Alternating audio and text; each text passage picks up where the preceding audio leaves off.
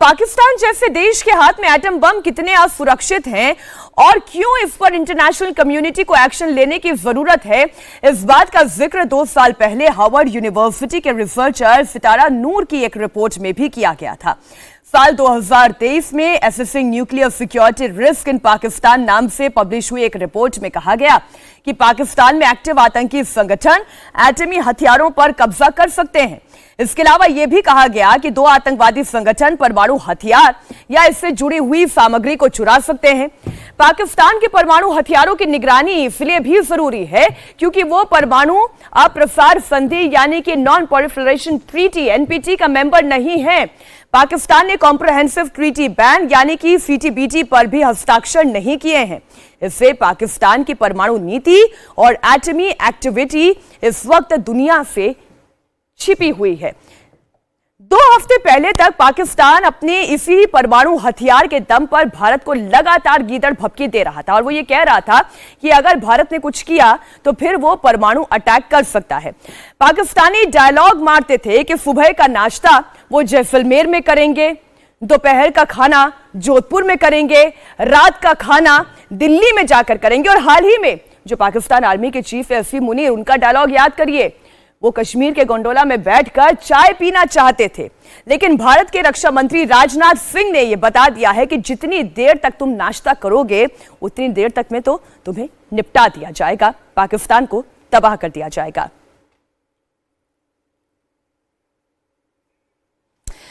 तो ये मैं रिक्वेस्ट करूंगी एयर कॉमोडोर एस बहल साहब हमारे साथ जुड़े हुए हैं। देखिए, जो बात रक्षा मंत्री राजनाथ सिंह कह रहे हैं वो बार बार कह रहे हैं कि पाकिस्तान पर भरोसा नहीं किया जा सकता क्योंकि पाकिस्तान एक ऐसा मुल्क है जिसके पास न्यूक्लियर बॉम्ब सुरक्षित नहीं है। और ये बात हम इस हवाले से भी कह रहे हैं कि अब से 2 साल पहले ही ये एक जानकारी साझा की गई थी और ये कहा गया था कि ये वो मुल्क है जो नॉन प्रोलिफरेशन ट्रीटी में शामिल नहीं है। लेकिन ऐसा क्यों कहा जा रहा है, मैं उस पर थोड़ा लाना चाहती हूँ और दर्शकों को समझाना चाहती हूँ। इस वक्त पाकिस्तान का नक्शा हमारे सामने है बहल साहब जी। इस्लामाबाद, रावलपिंडी, लाहौर, फुकुर, कराची, क्वेटा और पेशावर, ये कुछ महत्वपूर्ण शहर हैं पाकिस्तान के। अब भारत के लिए बड़ा डर क्या था, वो ये जानता था कि ये पाकिस्तान एक रोग नेशन है जो लगातार कहा जा रहा था किसकी तरफ से, आप जानते हैं। तो sir, nuclear power stations Pakistan के वो कहां कहां पर है और क्यों बार बार रक्षा मंत्री राजनाथ सिंह ये कह रहे हैं कि अब पाकिस्तान के ऊपर थोड़ा शिकंजा कसने की जरूरत है और यूनाइटेड नेशन को यह करना होगा।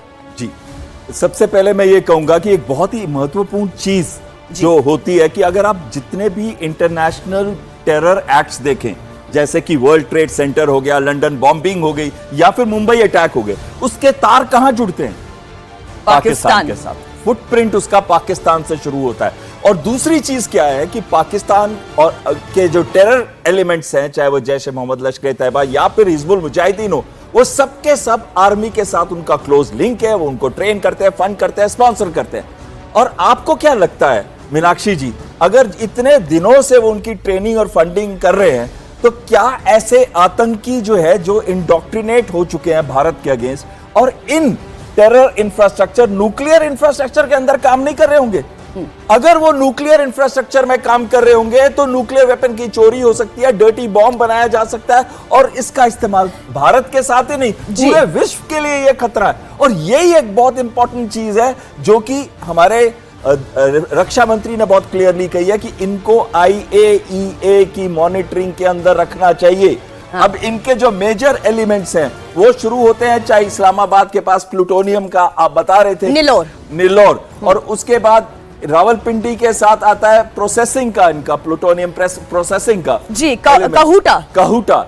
और इसके बाद लाहौर, और अगर हम देखें लाहौर से इधर आता है आपका सरगोदा और सरगोदा किराना हिल्स, जिसकी बात लगातार हो रही है। जी बिल्कुल। और किराना हिल्स में इनके जो न्यूक्लियर वेपन सिस्टम्स हैं और स्ट्रेटेजिक मिसाइल्स हैं वो सरगोदा पे और किराना में इनके न्यूक्लियर वेपन्स कहा जाता है। और एक और सर, जो खुशाब की बात की जा रही है, खुशाब जी, मैं उसके बारे में बताता हूं आपको। खुशाब जो है किराना हिल्स से, अगर हम कहें किराना हिल्स यहाँ पे है तो किराना हिल्स से 75 किलोमीटर नॉर्थ वेस्ट पे आता है और इसके अंदर 4 वाटर रिएक्टर्स है जो वेपन ग्रेड प्लूटोनियम को प्रोसेस करके बनाते हैं और वही वाला प्लूटोनियम से जो हेवी इनके न्यूक्लियर हथियार है वो बनाए जाते हैं।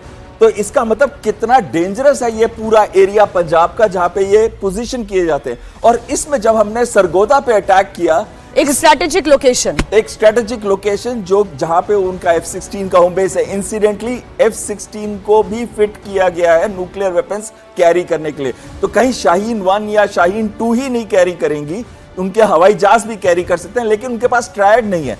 उनके जो सबमरीन्स या शिप्स हैं वो इनको कैरी नहीं कर सकते, वो लॉन्च नहीं कर सकते, तो ट्रायड उनका पूरा नहीं है।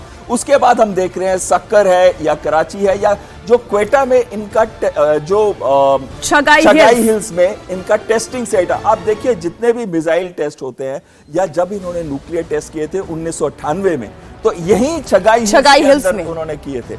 इनकी क्षमता के बारे में अगर मैं थोड़ा सा बता दूं, पाकिस्तान के पास, हम नहीं कह रहे, भारत नहीं कह रहा, ये फेडरल साइंटिस्ट है, अमेरिकन साइंटिस्ट हैं, जिन्होंने कहा है कि पाकिस्तान के पास 170 न्यूक्लियर वेपन है। अगर आप कहीं पे भी गूगल भी खोलेंगे तो 130 से 170 के बीच में बताएंगे। भारत के पास उन्होंने कहा 180 है। दूसरी बात, इनकी यील्ड कितनी है? इनकी ज्यादातर जो न्यूक्लियर वेपन्स है उनकी यील्ड 5 से 12 है। आपको याद होगा हिरोशिमा और नागासाकी में little boy and fat man को किया गया था ड्रॉप, और उसमें 2,20,000 लोग मर गए थे और 6 लाख के करीब घायल हुए थे इन दोनों अटैक्स के अंदर। तो उनकी यील्ड कितनी थी? लिटिल बॉय की यील्ड थी 15 किलोटन और जो फैट मैन थी उसकी यील्ड थी 21 किलोटन। अब सोचिए पाकिस्तान के जो मेजर वेपन्स है न्यूक्लियर ग्रेड के, वो 5 से 12 के बीच में, यानी कि वो टैक्टिकल न्यूक्लियर वेपन्स है। उनका इस्तेमाल बैटलफील्ड के ऊपर हमारी फोर्सेस अगर पाकिस्तान के अंदर जाती है तो उस पर इस्तेमाल कर सकते हैं। पर क्या वो हमारे ऊपर ड्रॉप कर सकते हैं भारत के अंदर? और अगर हमारी फौजें उनकी टेरिटरी को एंटर ही नहीं किया जैसे कि इस बार हुआ, तो फिर कहां फोड़ेंगे ये न्यूक्लियर वेपन? बिल्कुल आप ठीक कह रहे हैं।